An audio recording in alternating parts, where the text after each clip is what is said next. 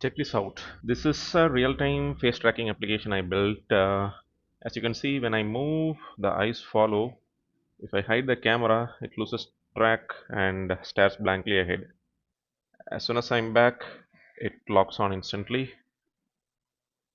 So let me show the debug window. Here is what's happening under the hood. This debug view visualizes my face position. That yellow dot represents the center of my face relative to the camera frame. The applications calculate these coordinates and creates a smooth path for the eyes to follow. Let's switch to Visual Studio Code. Hope you can see it clearly. I have zoomed it in all the way. Okay, so how does it work? The backend is written in Python.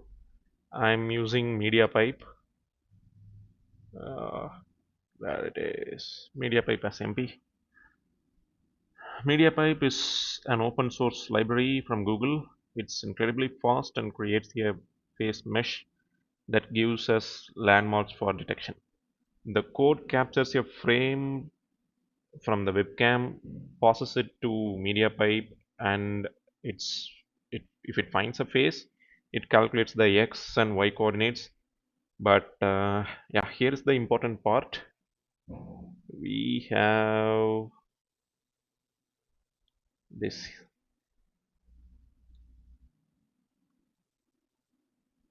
Instead of just processing the image, we need to send the data to the front end. I'm using WebSockets for this. It creates a real-time two-way communication channel. Every time my face moves, Python broadcasts a JSON message containing the new coordinates. So let me show you. Uh, this is the WebSocket server I am running. If I close it and go to it, yeah, the eye stops immediately. The front end has stopped receiving the data since I stopped the server. Now I'll restart the Python script. It's alive, right? This proves the eyes are reacting to real-time data stream, not just a random animation. This is I am moving to the right, I'm moving to the left. As you can see, it follows me. Yeah. So let's open the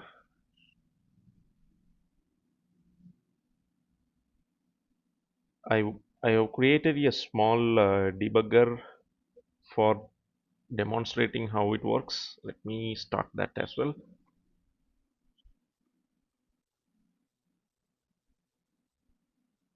So this debugger is using OpenCV. It plots the raw data points on a 2D canvas.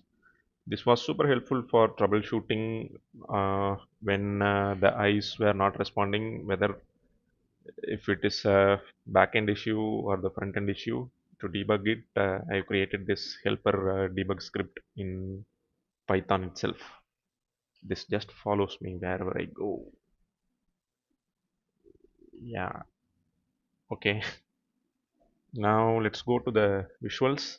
So this is a Tauri application. Tauri, if you don't know, it's a Rust-based um, front end. Sorry, it's a cross-platform uh, application development platform. The back end you can write in Rust. The front end you can write in any web framework, React, Svelte, uh, yeah, whatever you can think of, you can write the front end in that and make the Tauri connect to it using a simple npm packages. Okay, now for the visuals, the front end React application is using Three.js. I'll be honest, I'm not a 3D graphics expert. I actually leveraged AI tools to help generate the boilerplate for Three.js scene and the AI models. This script connects to our Python WebSocket server. You can see this is the interface for connecting to our data from Python. Okay, it listens for those coordinates messages we talked about earlier and updates the rotation of the 3D eye meshes in real time. So that's the stack.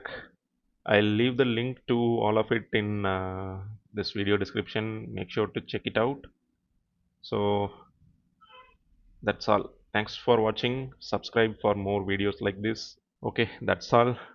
Thank you for watching, and let me know if you have any other fun ideas to explore. Thank you.